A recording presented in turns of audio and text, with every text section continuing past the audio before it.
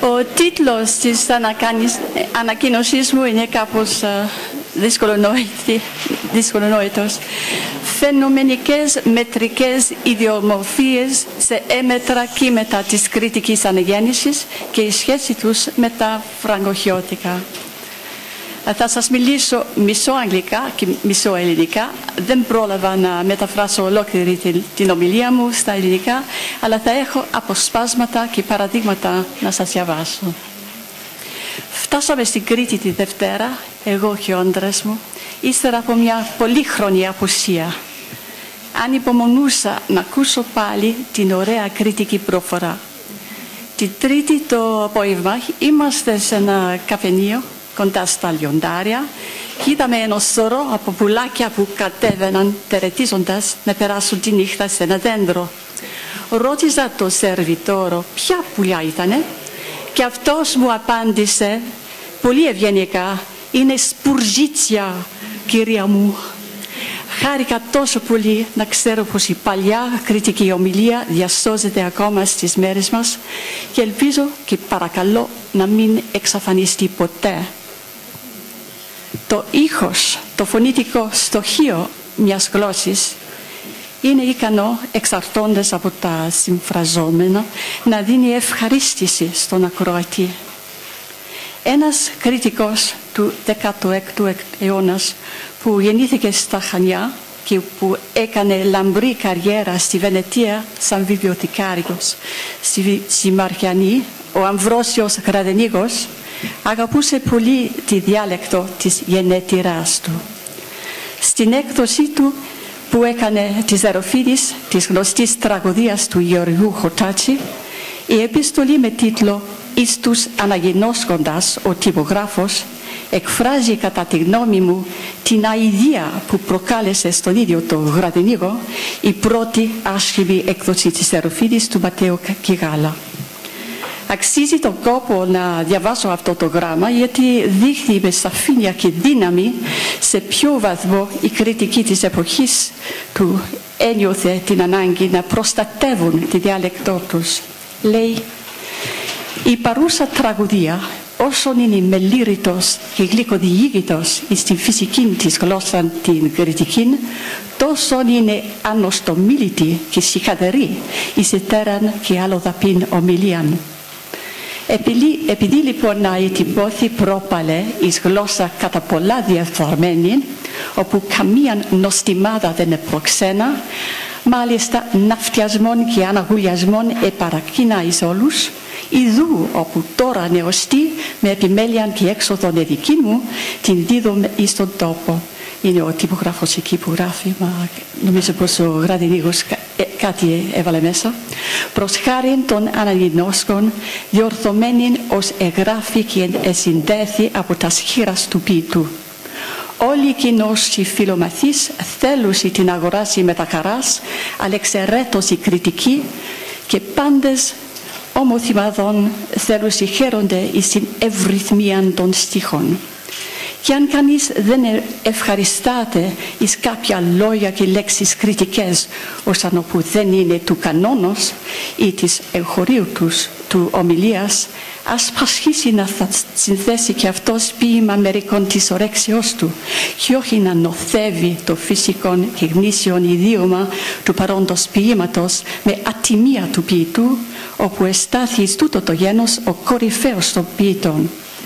Πάσα γλώσσα χαίρεται εις τους ιδιωματισμούς τους ιδίους, όθεν κανείς μην αποκοτά ποτέ προπετός να συγχύζει τας γλώσσας έρωστε. As I mentioned yesterday, kapos chatrapatra, for some considerable time I've been preparing an edition of the works of Yorgos Hortatsis, the first volume of which, Texts and Translations, is to be published by Oxford University Press next summer, they say June. It's here if anyone wants to have a look at it.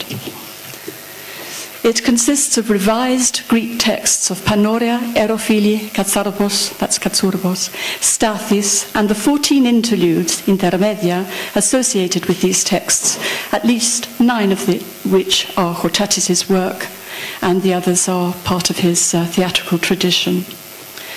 The Greek texts are set opposite my own English verse translation, which is in alternating 10 and 11 syllable lines, so that the reader or student whose Greek is not quite up to the original or who needs a little help with a difficult passage can look across for an English equivalent.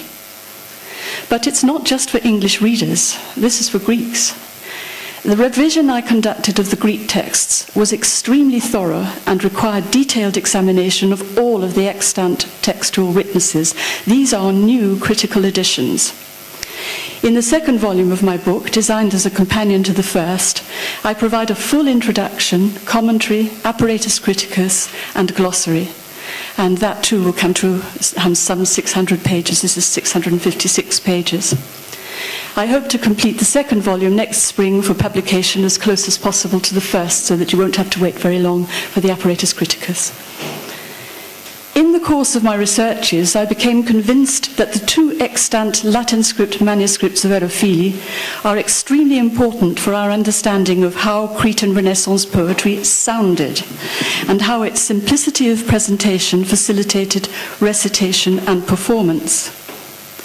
A lot of the speakers at this conference have mentioned the aspect of orality, prophoriki parastasi, and in the case of theatre, that aspect assumes a special significance.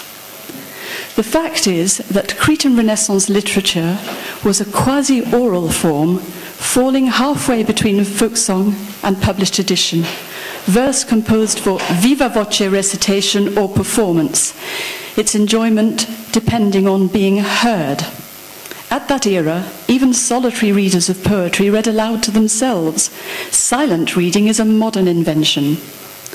Poems were often recited within the family circle or before an audience, and dramatic dialogue was intended for spectators whose ears were alert to every nuance of expression, even while their eyes were occupied with the visual aspects of live performance. The survival of even a few Latin script manuscripts, whether autograph or copy, of Cretan Renaissance vernacular literary compositions is extremely valuable. They are a virtual audio recording of contemporary speech habits and metrical practices. We have a more exact notion of how these texts were pronounced than we do of Shakespeare's verse.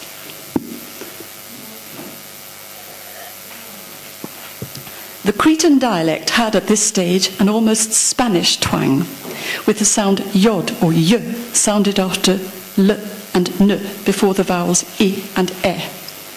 To show you what I mean, I will attempt to read aloud the Latin script version from the Le Grand manuscript now in Athens of the Rose Song from the second of the interludes attached to Erophili, passages 1 and 2 in your handout. As some of you may know, this is based on a passage from Tasso's Gerusalemme Liberata, where the song is sung by an enchanted, many-coloured parrot. We have no idea what kind of singer performed it in Cortacis's rather pleasing version. Δέτε το ρόδο το ταχύ πως δροσερό να αρχίζει να φαίνεται στα γάθη του και να μοσκομυρίζει. Κι όμορφο δείκτης στο κομπί, χιαμάλογο περίσα, σαν ένα ευγενικότατο μικρό κοράσαν ίσα. Κι όσον η μέρα κλειότερα προς το βραδύ σημώνει, φουτώνουσι τα φύλλα του και ανοίγει και ξαπλώνει. Και αγάλια ψήγεται και τη θωριά του χάνει. Και αγαυτικός δεν το ψηφά, κοράσαλ δεν το πιάνει. Έτσι και τάθη σφήνουσι τσινιώτης και χαλούσι και να ξανεγυρίζουσι τσι ανθρώπους δεν μπορούσι. Λοιπόν το ρόδο πάσα μιας μέρας преορθεί το βράδυ, το μυρισμένο βιάζεστε να πιάνετε όλη η ομάδη. Πιάστε το ρόδο τσι φιλιάς και αγαυτικοί λογάστε, όνοι αγαπώντες πιστικά και εσείς μπορά αγαπάστε. I've turned this into English thus, just to give you an idea. See how the dewy rose begins at dawn to open on her thorny stem, musk-perfumed. How beautiful the bud appears, as pure as the most delicate of little maidens. But as the day draws further on to dusk, her petals spread. She opens out, grows blousy. Then bit by bit she withers, beauty lost, and lovers scorn her. Maidens will not pick her. So too the bloom of youth fades out and spoils, and once it's gone, no human can regain it. Therefore be prompt to pluck the scented rose of every day before the evening's onset. Gather love's rose, enroll as lovers, while you still, when loving faithfully, may be loved. If you look at the Latin script passage there, you'll see some characteristics of Latin script composition. There are no accents. In some manuscripts we find an occasional final syllable grave. So it's remarkably uncluttered, this text. It's neat, economical, and easy to transcribe. There's no worry about classical spelling. There's no worry about where the accents go.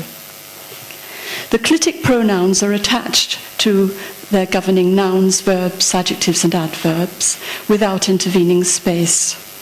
So you've got an example of that. Filatu. Everything is attached as if it was one word. The nasal n, or nu, combines in some circumstances with the following unvoiced k, p, or t, and converts them into a voiced g, b, d. So the sound of delta is written the with dh, whereas the sound of d is represented just by a single d, and that we would write in Greek script as nu taf, ni taf. Even if we write final nu on any word before any other consonant than those, it's actually wrong, and I've often seen that on the verb to be, in, followed by other consonants than the ones that can nasalize. Final nu is placed between vowels to avoid hiatus in the verse of Chortatsis, Gonaros, and Troilos. A gap between vowels, hiatus, is only permitted at the caesura and is quite rare in the true Rhythmnic playwrights. Final e, iota, may stand for either the vowel e or the sound y. The latter is a semi-consonant, and as such it cannot logically be accented. So here in this passage we have priartito vradi, that pr, it isn't pri at all, it's pria. It's very difficult to say, but priarthi, like that. And this has to be taken into account, but we find it very odd, and quite often in a standard edition we might find that whole thing written out as lipoto rodo pasamias meras prinerthito vradi, and that would spoil the meter.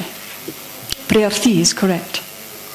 The sound of yod, as I've said before, intervenes between n and ie and l and ie. It's a bit like Spanish mañana. Accent position is given to the reader of Hortatis's day by meter. They knew that it was basically a fluctuation of weak and strong syllables, sometimes with strong syllables at the beginning of each hemistich for particular emphasis. They knew that the iambic decapentasyllable falls into two rough halves. They worked out where the break was, and they fitted in the beats from their own knowledge of their language. That's actually rather more difficult for us, and especially for foreigners. Accent position is not indicated by written accent, and the consequence of that is that it might be flexible.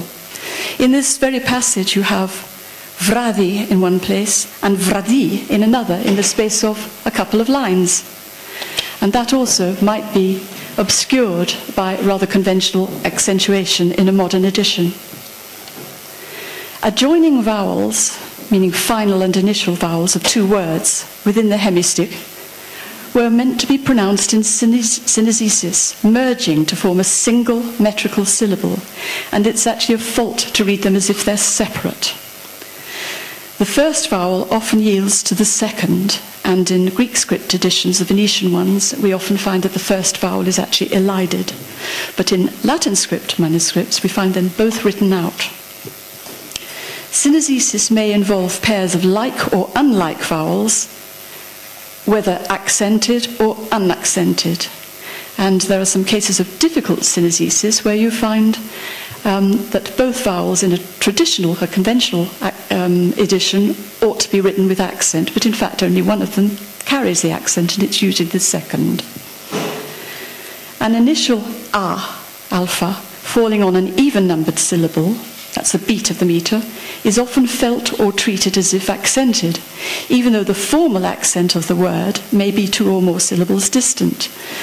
And I don't really see why the Cretans should have worried about where the formal accent was. They wrote it as they spoke, and although some people, like Peter Mackridge, disputes the existence of a secondary accent, but I think when you are talking about metrical texts, secondary accent is quite important. So you may actually get quite a strong accent on an initial alpha, even though the formal accent is 2 syllables later. Now, in Greek script composition, words are more separated, but not entirely. We still find that clitics are attached. And in my own edition, I've actually connected them with a hyphen. It makes things so much easier because you don't then have to worry about direct and indirect objects. You see exactly where they belong. In Greek script texts, we find a lot of elision and prodelision with loads of apostrophes, and the Gradenikos even indicates the absence of optional initials, bearing in mind his early memories of, well, I'm sure he still spoke Cretan Greek, forms like ogligora, eligos, oya, that kind of thing. In Greek script texts of the middle 17th century, you find that synesis is reduced, especially of unlike vowels. Usually the final vowel is knocked out, even or perhaps especially when conventionally accented, because they didn't actually want to have the reader struggling to do 2 accents at once on 1 metrical syllable. Accents are imposed according to rules in Greek script texts, according to rules derived from classical texts, which may not necessarily match the natural or flexible accent positions in Cretan Renaissance Greek. If you have a look at the passages 3 and 4 on the back of your handout,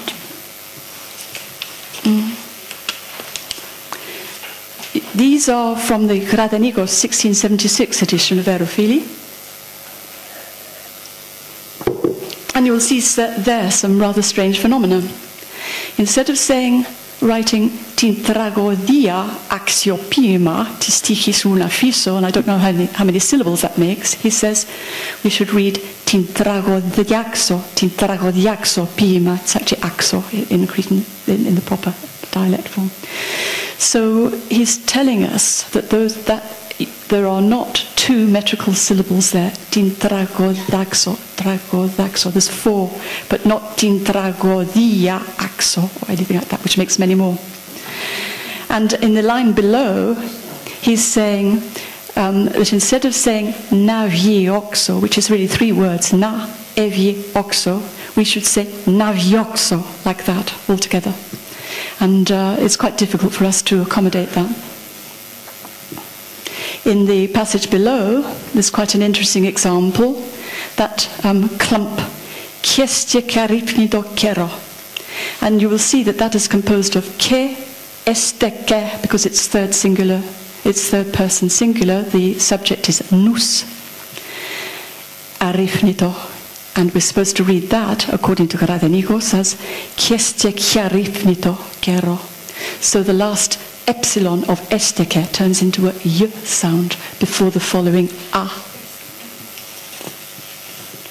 We cannot expect poets using a phonetic writing system so closely based on the spoken vernacular to follow rules laid down for Greek script texts associated with other times, places and registers. And we need to remain open-minded about the possibility that an accent position that looks quite wrong because it differs from accent or modern Greek and is not attested by even the modern Cretan dialect may in fact have been natural and right in 16th century Cretan. Our best evidence for accent placing is meter. Meter is paramount. If a particular word appears to conflict with the normal rhythm over and over again in a variety of texts, with no stylistic justification for such a jarring effect, we have to ask ourselves whether it is correctly accented. The word eki, for example, may sometimes be accented eki. And those who doubt that should think of the word pareki and apeki. The word anisos may sometimes be pronounced anisos. We find iati, oyati and oyati coexisting within a page or two of the same text, and that shouldn't surprise us. Flexible accent position is not a poetic artificiality, but a reflection of natural Cretan speech habits drawn from the main dialectal regions of East, Central and West, from the towns, and from survivals of older forms of speech like plea instead of pia, Vasileas and Vasilias, which provided the poets with a range of alternative morphologies and rhyme words. But Venetian printers, and we in our own day, add accent to syllables on the basis of classical accent position and what we know or can find out about contemporary Greek.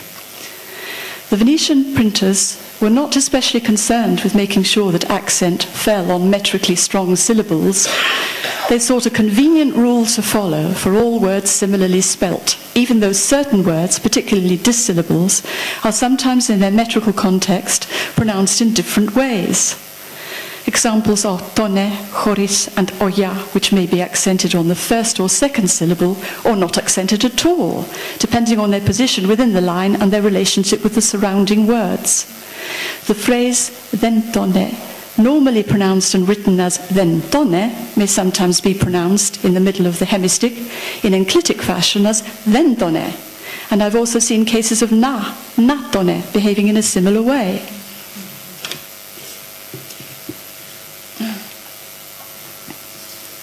Korathenikos' innovations are really very interesting.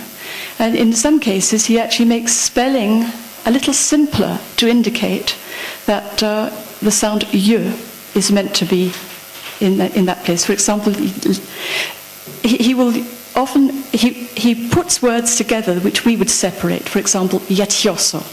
And I've heard a lot of people saying today, when they've been reading out their passages, they would read it as yatioso. But yatioso is the way it should be. And he writes that as one word without an intervening gap. Sometimes in yati, he leaves the final iota unaccented, and in my own texts, I have left it without accent when it's followed by a vowel with which it is in synesis. In my texts, I've used what I call a phonotonic accent system, which is a development of the monotonic. A lot of people now are beginning to use the monotonic for texts of this period.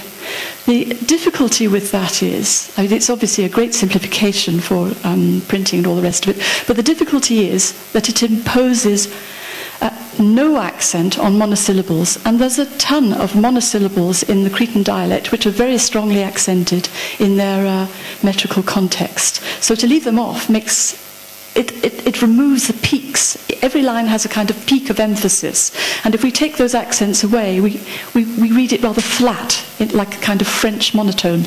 And I think it would be better to put the accents in on such words like yis, meaning land, earth, and phos, meaning light, and all that sort of thing. It's not a very difficult change to make, just to make sure that accent comes where there is pronounced stress. And it helps a great deal with scansion. Now these works really are meant to be read aloud, and all of us should practice reading them aloud. One thing that would actually help quite a lot, particularly in Tochoprodromos, is when there's huge long words, each of which occupies one hemistic, I think we could do with a second accent at the beginning of the word and not wait right to the very end before we know where to. It's extremely difficult to know how to start the word off if we don't get some clue in the first quarter of the line. And with compounds, there's quite a lot of justification for putting in a second accent. Makes things clearer. How much time have I got left? Finish? Yes. That is basically what I wanted to say.